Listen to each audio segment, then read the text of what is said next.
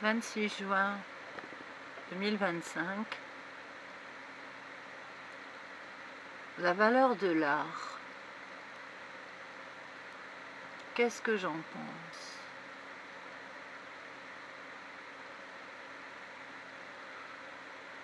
Il apparaît que dans notre société, le premier élément que l'on considère, c'est le commerce.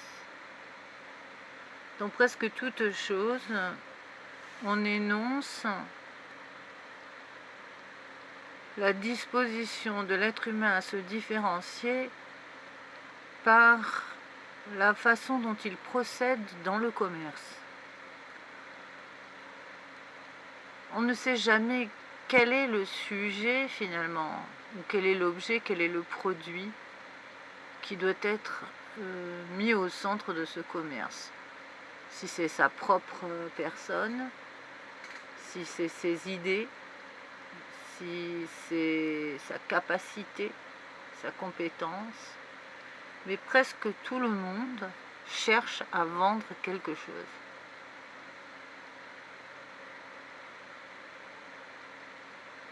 Et potentiellement trouver un acheteur. Et l'art, c'est un don. Ça nous tombe dessus, c'est généreusement accepté et on est gratifié de cette capacité qu'on a à extraire de nulle part, en tout cas d'une certaine matière, un sens, qu'il soit désordonné ou ordonné, ça n'a pas d'importance. Qu'il soit perçu ou pas perçu, ça n'a pas d'importance. L'essentiel, c'est d'accomplir ce mouvement, cet agencement. Alors quand on parle ensuite de la valeur de quelque chose, on ne sait pas si c'est mercantile, pragmatique ou hédoniste. Quand on parle de la valeur, on est obligé de se placer aussi du côté du marketeur, celui qui emberlificote les choses pour agencer correctement des éléments afin qu'une personne qui n'est pas dans la nécessité de quelque chose trouve quand même un intérêt à quelque chose. Alors la valeur de l'art, c'est difficile à croire, mais finalement, ça n'est pas la même chose que l'achat d'un produit, comme du savon, un nouveau canapé, des nouvelles chaussures. Il y a un long débat à savoir si c'est essentiel à la vie, l'art. Personnellement, je pense que c'est une des disciplines que produit l'homme qui est essentielle à la vie. Parce qu'elle est une contraction, c'est une contraction de tous nos idéaux et de toutes nos capacités qui sont en général modulées à travers la création artistique. Donc la valeur finalement de l'art, c'est plutôt une valeur qui a fait longtemps débat, puisque la valeur spirituelle a été représentée par le fait que ce soit les religieux, qui étaient mécènes et qui, auquel cas, faisaient des commandes aux artistes. Et la valeur a pris évidemment de l'ampleur parce que ça devient un vestige historique.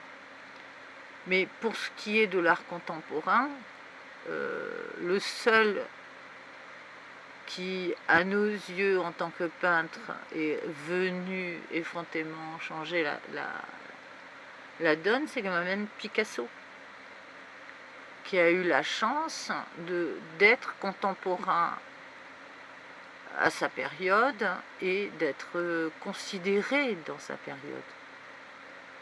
Et auquel cas, on a un exemple type de quelqu'un qui prend de la valeur en même temps qu'il existe. Donc la valeur de l'art, c'est un peu subjectif. Il n'y a pas énormément de règles, de lois, même si maintenant il y a des institutions, des concertations, des productions qui s'occupent de faire percevoir à l'ignorant ce qu'est la valeur artistique, mais au départ, l'art n'a pas de valeur. C'est quelque chose qui est au-delà de la valeur. Et c'est pour ça que c'est intéressant. Nous vivons un monde commercial, ce qui fait que dans la valeur qui est prônée à travers l'art, on pourrait dire que ce qui est indécent n'est pas à ne pas considérer. En gros, acheter un tableau, par exemple, 5 millions ou 100 millions, voire même 1 milliard d'euros, est une histoire. Ce n'est pas obligatoirement une histoire d'argent. L'acquisition, en fait, d'une pièce maîtresse d'art contemporain est une histoire entre un homme et sa vie. On a du mal à penser parce qu'on pense à art déco, par exemple. On se dit, je vais décorer mon appartement, je vais agencer, je vais montrer que je sais manier correctement les couleurs, créer une perspective intellectuelle et en même temps quelque chose qui me permet de m'échapper du monde extérieur. Et l'acquisition d'une œuvre d'art, par exemple, n'est pas la même démarche que quelque chose qui est en art déco. Parce que l'acquisition d'une œuvre d'art, c'est un véritable dialogue qui va se passer entre celui qui regarde le tableau et celui qui a fait le tableau. Et voire même le tableau en lui-même. C'est-à-dire, il va se déloger de son affiliation, comme on peut dire, et il va se libérer à travers sa propre existence. Et un tableau d'un grand peintre n'est pas obligatoirement quelque chose qu'on regarde comme si on regardait une peinture relaxante, quelque chose qui est en correspondance avec le design, qui est une profession, une design dans l'art déco, qui est une profession. Mais au contraire, on peut être intrigué par le tableau.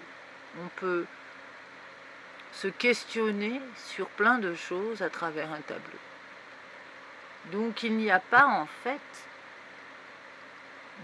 d'échelle de valeur, si ce n'est celle qui est composée par l'historique de ce tableau et le parcours qui existe du peintre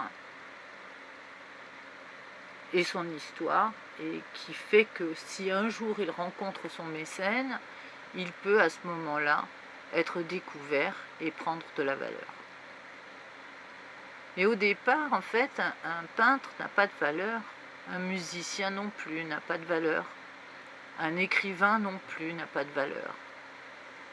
Ce qui est désolant, puisque on sait très bien que l'esprit des êtres humains se forge au travers des cris d'autres êtres humains.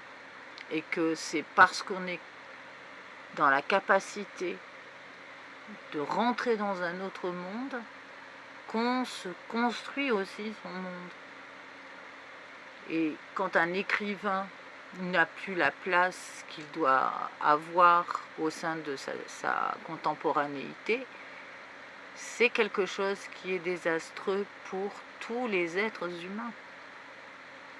Parce que ce sont des professions qui ne sont censées ne pas être contrariées par le mode de structure de la société. parce qu'ils ont vaincu quelque chose qui faisait partie de l'ineptie au moment où on est passé à l'imprimante, à l'imprimerie, et au moment où la diffusion en fait des écrits imprimés rendait accessibles des œuvres complexes, à bien plus que ceux qui pouvaient se les acheter à ce moment-là. Donc il y a une désolation à l'heure actuelle, puisque l'être humain est censé développer de la valeur qui est absorbée, elle, par la profusion de posts, de blogs qui sont constitués comme si la valeur était probante de chaque artiste qui se représente. Donc il n'y a pas d'échelle possible entre les différents artistes parce qu'il n'y a pas de réunion non plus de ces artistes au sein d'une communauté structurée.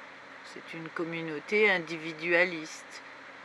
Il faut se batailler sa propre condition dans cette communauté. Et ce n'est pas tout à fait juste de procéder ainsi parce que la valeur artistique est une tempérance dans la société et qu'elle doit être donc régulée comme si nous avions un fleuve ou une rivière dans la cité qui a encore de l'eau claire. Et que cette valeur-là est inestimable. Donc la valeur artistique peut être insolente. Il n'y a pas de règle particulière. S'il y a un acheteur, il n'y a aucune raison de penser que c'est une injustice. Et vouloir par contre usurper la place de la valeur par l'aspect mercantile, c'est-à-dire donc d'être marketeur finalement sur une œuvre d'art, n'est pas judicieux. Et c'est ce qui s'est passé quelque peu avec la profusion et l'organisation de la destruction de la contemporanéité, de la valeur globale de l'art dans la contemporanéité. Nous avons vu l'expression des êtres au travers de cette valeur comme si tout le monde devait être considéré à égalité par rapport à ça. Comme si chaque être qui avait le matériel nécessaire pour faire de l'art était à être considéré. Donc il y a quelque chose qui est dérangeant dans notre 21e siècle.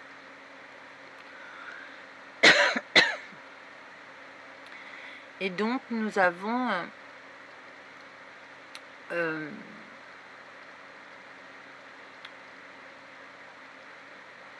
une problématique nouvelle, c'est que l'aspect de la mise en marche de la communication autour de l'art, y compris le marketing, a rendu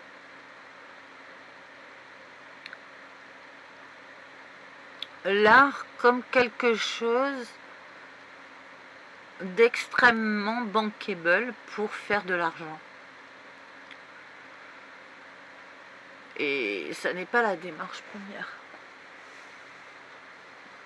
Au départ,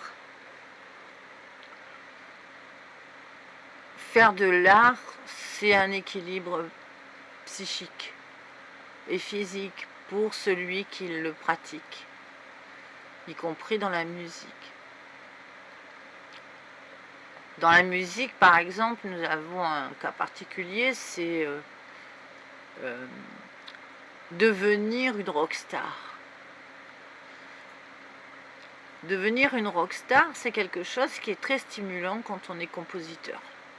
Quand on est interprète, on sait qu'on est coincé avec sa propre capacité à développer le thème qui va faire que la musique va dépasser l'essai musical qu'on peut arriver à faire dans sa chambrette. Et quand on arrive à dépasser cet essai musical et qu'on arrive à être relativement bon compositeur, alors on n'est plus interprète simplement, on est le premier créateur de sa valeur. Et il y avait quelque chose qui était sympathique, parce que faire une chanson qui devient un hit n'est pas obligatoirement la meilleure des chansons. On ne peut pas dire qu'il y ait une loi particulière sur quelle est la chanson qui va faire un hit et une autre qui ne va pas faire un hit. On n'en sait rien. Donc il y avait une sorte de considération que la musique n'était pas obligatoirement élitiste et qu'il fallait simplement être sincère dans sa démarche, y compris même si elle est mercantile, sa démarche. Seulement, l'univers de la musique est devenu complètement fermé. Et donc la valeur musicale a complètement changé le monde des musiciens.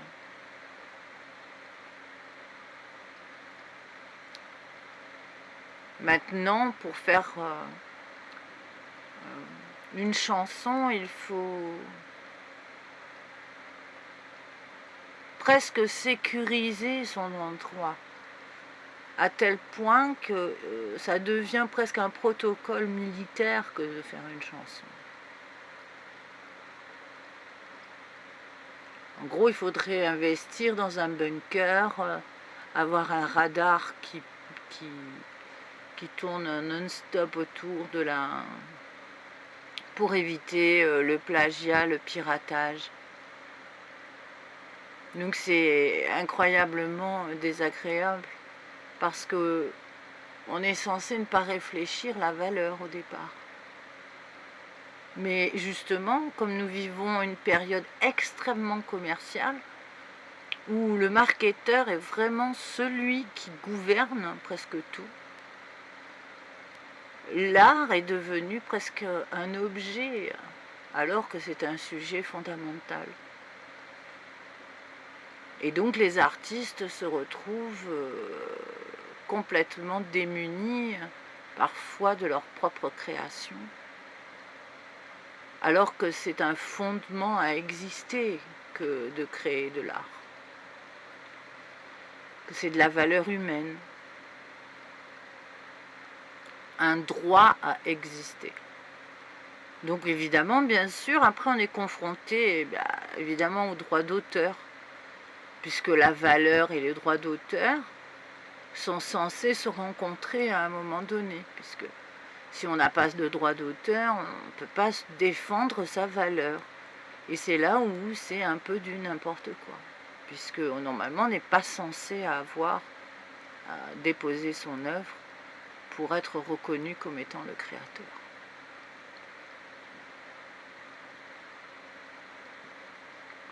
Donc nous vivons en fait une dévalorisation plutôt de la valeur et une hyper-commercialisation des systèmes qui sont les systèmes d'exploitation des œuvres. Et c'est dommage parce que c'est un mauvais rapport écosystémique, puisque l'art est quelque chose qui est évoqué dans toute chose, y compris le prestige, c'est-à-dire la valeur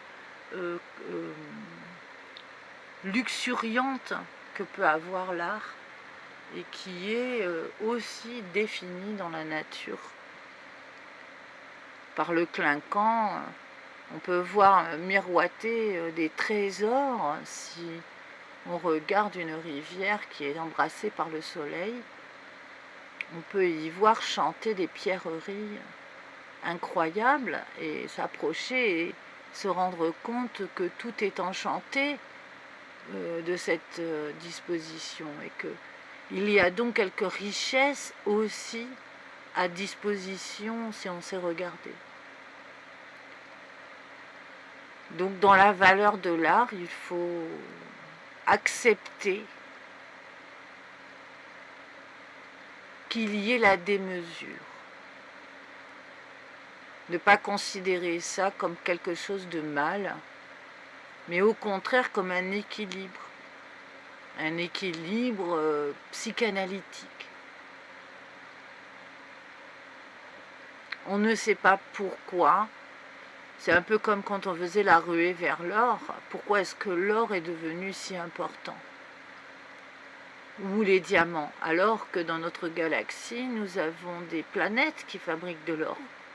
Et nous avons des planètes qui font des pluies de diamants.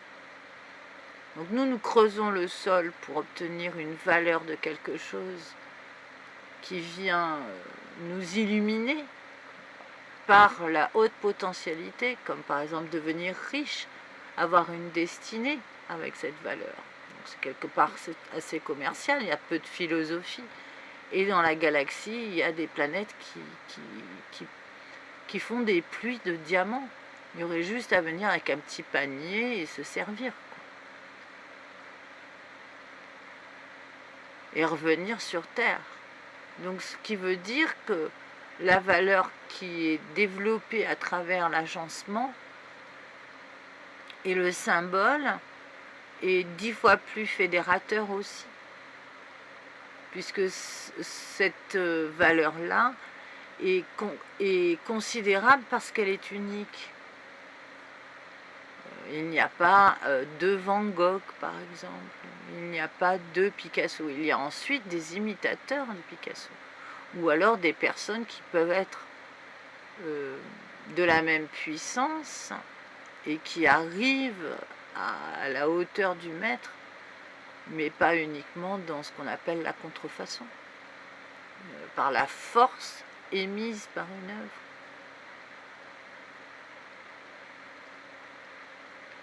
Donc nous avons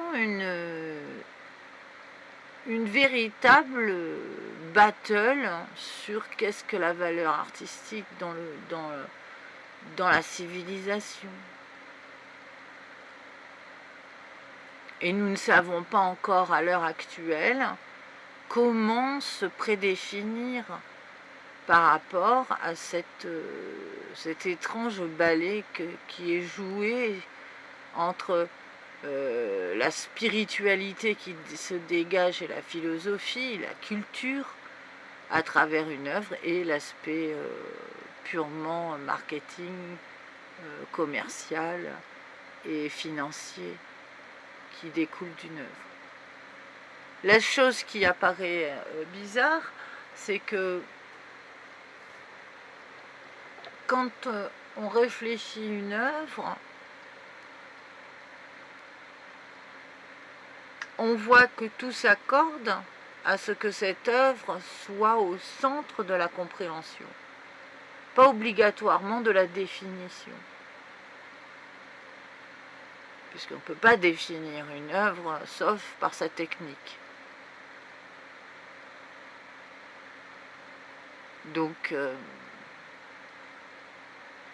je pense qu'il y a une justice à ce qu'une œuvre devienne hors de prix.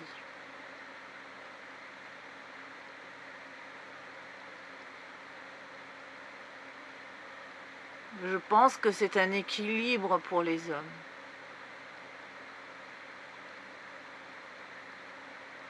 C'est un effet psychanalytique.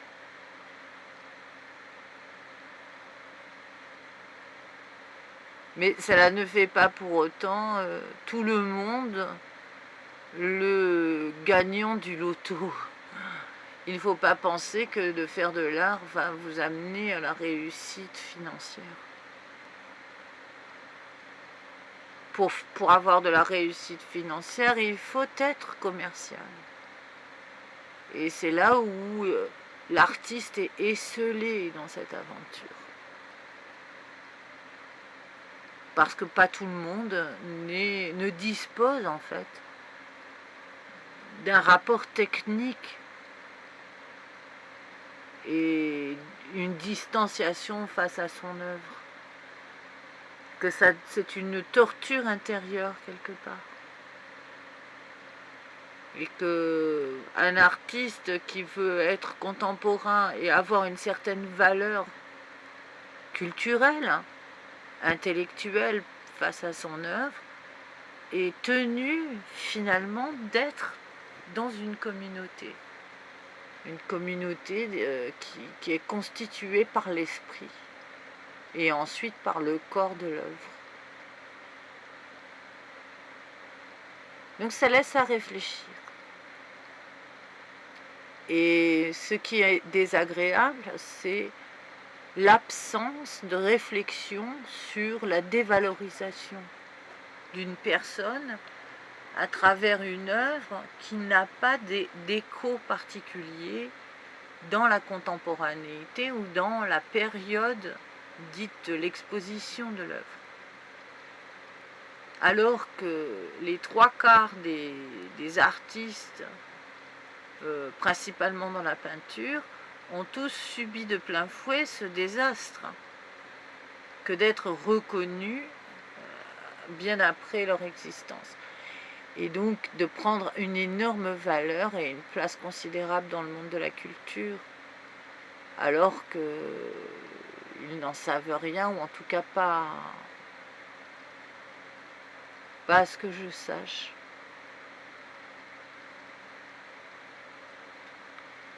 Voilà, donc c'est à réfléchir en fait. Et des solutions, il en existe pour empêcher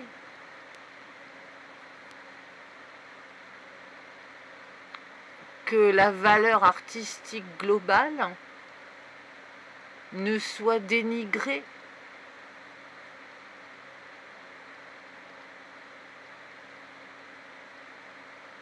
Au sein de la civilisation.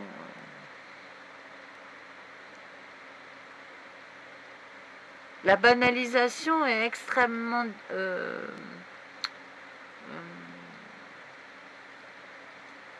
alarmante parce que cela veut dire que ce sont des personnes qui sont à l'origine d'une confusion. C'est pourquoi certains artistes n'ont pas la capacité d'émerger. C'est qu'ils sont au centre d'un tumulte créé par des êtres qui ont besoin de concepts. Et donc la valeur, elle est littéralement construite à ce moment-là. Mais personne n'est assez disposé pour défendre l'artiste. Et on a plein de cas de figure comme ça. Comme un scénariste à qui on vole le scénario, un auteur qui se fait voler son sujet de livre, un musicien qui rentre en studio de répétition, qui en est à son début, qui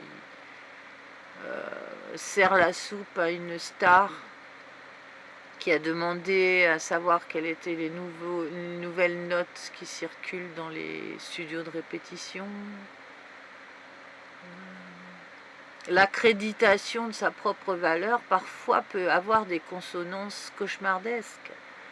Parce que si l'on voit par exemple que un artiste a de la valeur dans la contemporanéité, qu'il est donc inclus comme une vérité dans le présent, et que en fait sa musique est chantée par d'autres ou détournée, ou son style, que ça soit dans la fashion, par le vêtement, par l'agencement, par l'organisation même de la tendance, eh bien ça fait froid dans le dos parce que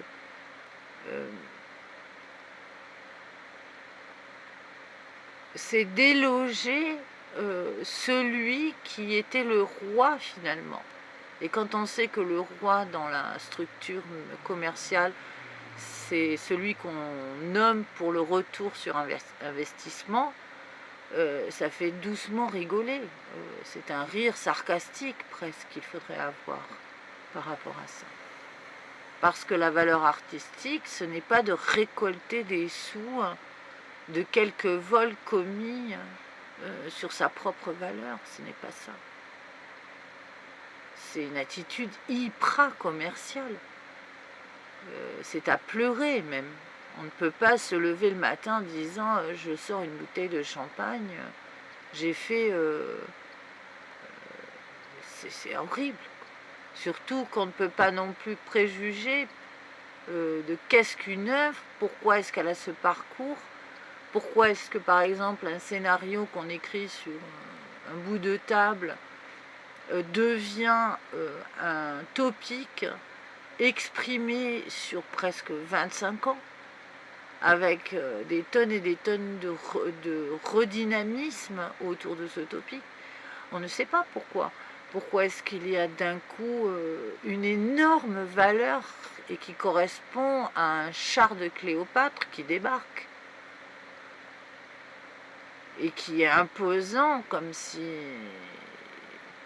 on allait à nouveau monter des énormes péplums avec, alors que l'auteur a été puisé dans sa capacité imaginaire quelque chose qui allait amener des grandes histoires et qu'il est privé de son propre volume. Personne ne viendra plaindre cet auteur. Personne ne lui rendra sa valeur. On doutera même de sa véritable... de sa foi, en fait. On dira, si ça se trouve, cette personne fabule, alors que c'est monnaie courante d'avoir ce genre de cas, et qu'on ne peut pas lutter justement parce que c'est une bataille sur la valeur.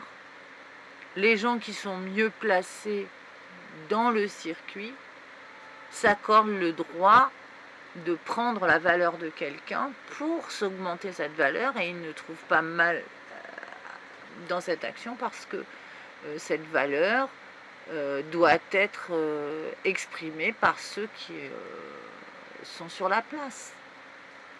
Donc c'est exactement ce qui s'est passé dans plusieurs périodes où les gens usurpaient justement leurs droits. Alors ça se passait moins quand le mécène était intermédiaire. Nous manquons cruellement finalement de ça, d'une structure mécénique qui est réellement le médiateur sur la valeur artistique, ou en devenir, puisqu'on ne peut pas préjuger d'une valeur au départ. Mais il faut avoir quelques foi en fait, en quelqu'un. Donc c'est là où, quand on parle d'art, on est toujours dans de la sacralité qui se mêle au profane.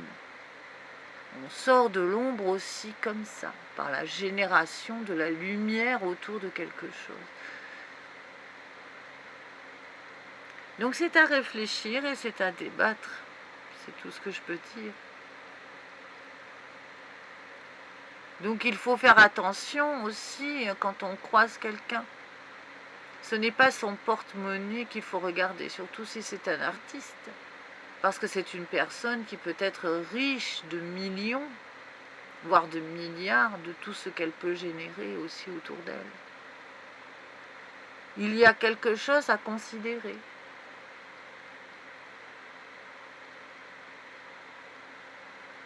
Un artiste peut faire vivre énormément de personnes grâce à son œuvre. C'est un puits de bienveillance lorsque sa création est enveloppante. Si c'est une création, on va dire, comme si c'était Saturne qui était, ou Pluton qui était tourmenté, bien sûr, c'est difficile de parler d'un rayonnement.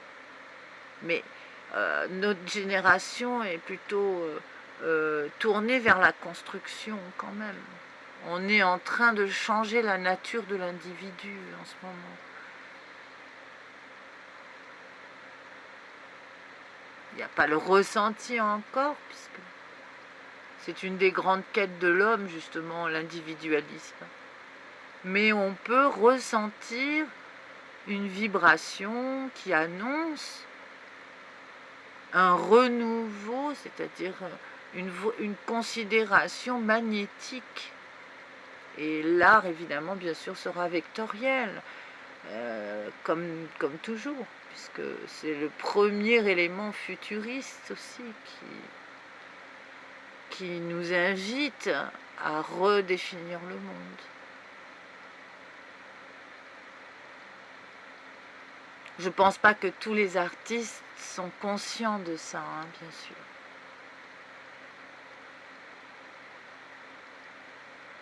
Certaines personnes en sont conscientes, mais aussi par la pratique. Il y a des musiciens maintenant qui savent exactement quel était leur parcours, pourquoi est-ce qu'ils ont été sur le devant de la scène à être puissamment sur le proscenium.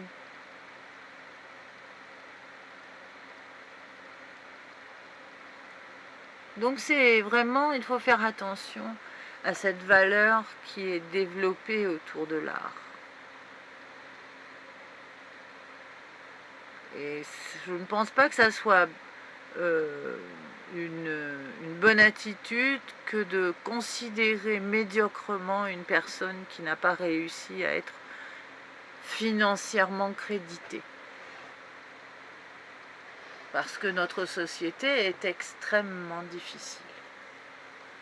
Et que les conditions pour obtenir l'optimisation sont principalement médiatiques. Et que le rapport médiatique n'est pas aussi simple qu'il n'en paraît.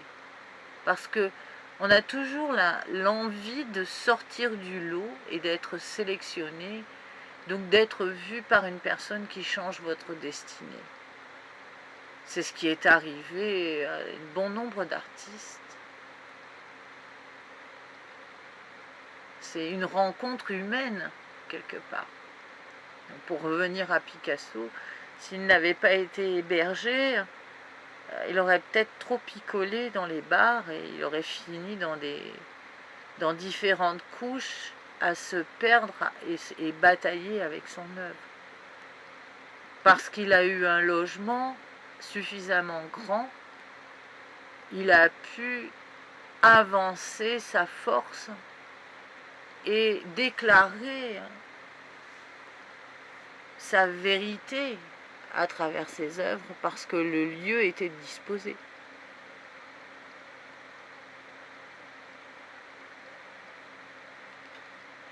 Donc c'est à réfléchir et c'est à débattre.